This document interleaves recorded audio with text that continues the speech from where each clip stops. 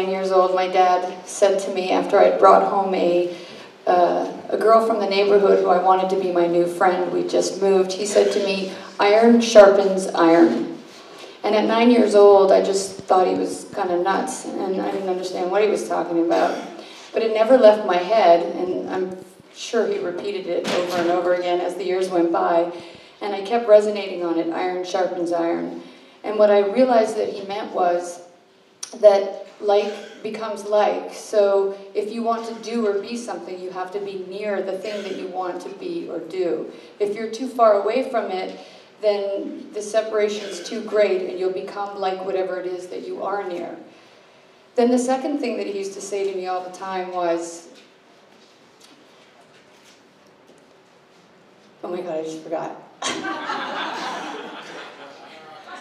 Well, screw him, doesn't matter anyway.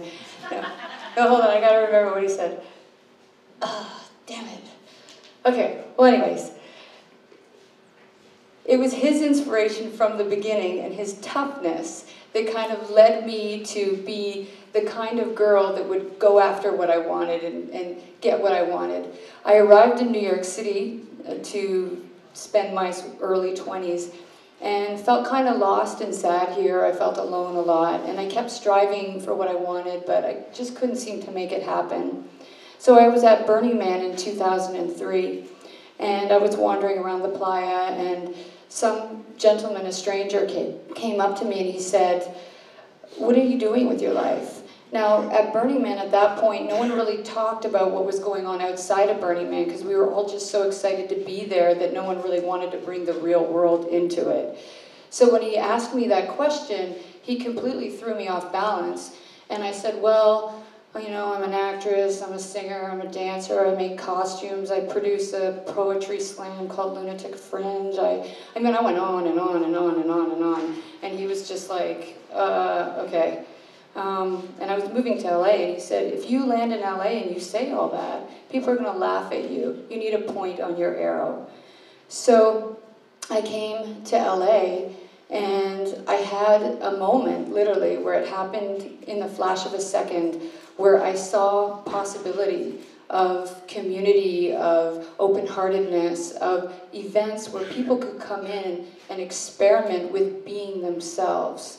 Taking off the masks and just being who they were, whether, you know, silly, powerful, strong, anything, whatever came to them, whatever they wanted to be that was outside of who they were being.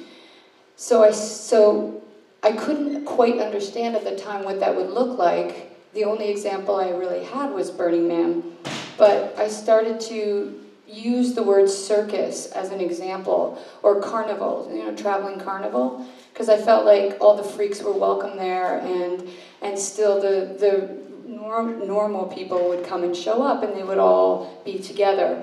So because it was the only reference that I really had, I decided I wanted to start a circus. And the events sort of proceeded forward from there, and I met my iron, who were two brothers who also shared a vision of doing something new and bringing together people in a new way.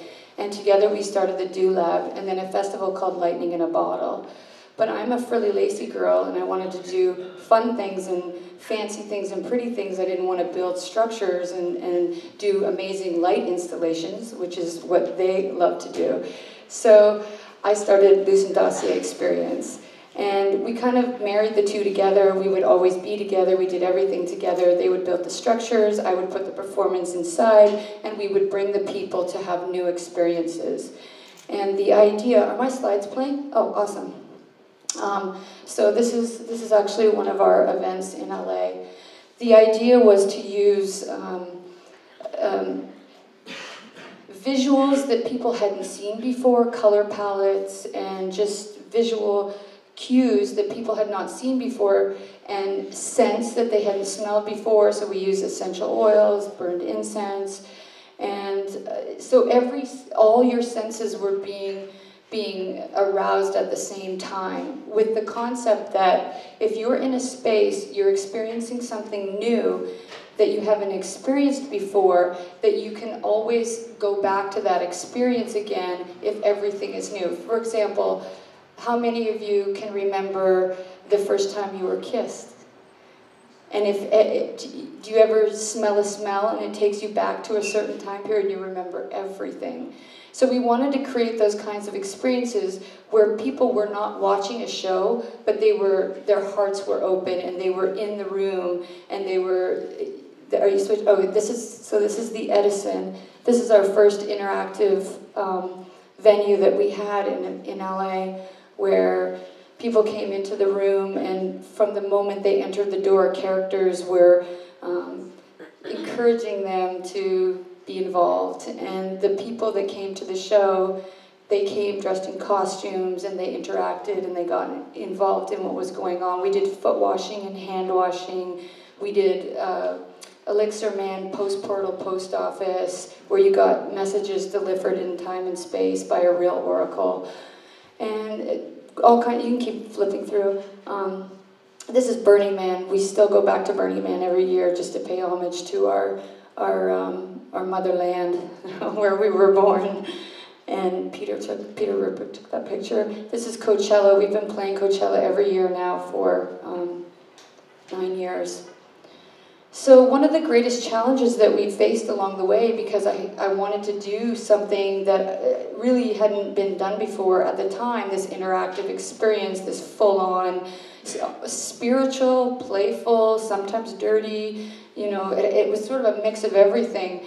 It wasn't getting the audience to accept what was going on, it was actually getting my co-workers to accept what was going on. The people I was working with were scared to move forward with the process because it was risky at the time, and they didn't want to look stupid. None of us do. So they would often, look at me and go, "We're gonna do what?" And I'm like, "Don't worry about it. It'll be fine. I promise." And most of the time it was, but sometimes it wasn't, and that's okay. We have to fall on our faces and get back up again. And we did it as a team. We did it together, and I think that. That when we're in team, we can always achieve more than when we can by ourselves. So for me, one of the greatest challenges was just convincing the team that we were going to be okay, forging this new ground that we were on. So moving forward, my Mount Everest, the thing that we're striving for is we're excited to take this around the world. We want to bring this project to different cities and countries and places where maybe this type of interactive art hasn't happened before. So we've envisioned this multimedia interactive traveling dome show that goes all the way around the world and just brings this kind of experience where people can let their guard down, they can be playful, they can become part of the performance, with the idea that if you experience something, just for a moment, anything, you can never deny that it's possible.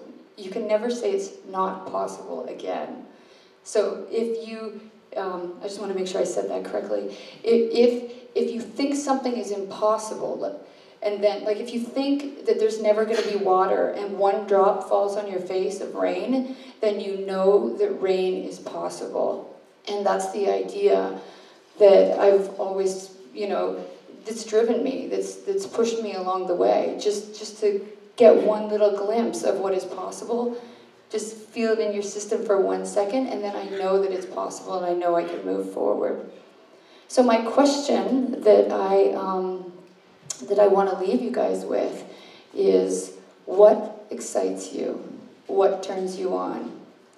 For me, when I'm excited, for some reason or other, the seas part and everything becomes possible when I'm really excited. So my question is, what excites you? Thank you.